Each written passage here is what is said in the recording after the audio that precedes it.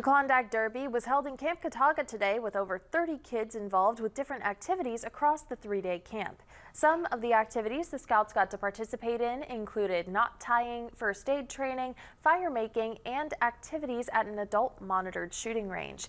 The organizer for the Klondike Derby, Alan Campbell, says the Scouts are organized in 3 teams that travel around the campsite with sleds that they build themselves. Campbell adds that the theme of this year's Derby is called Return of the Mountain Monster.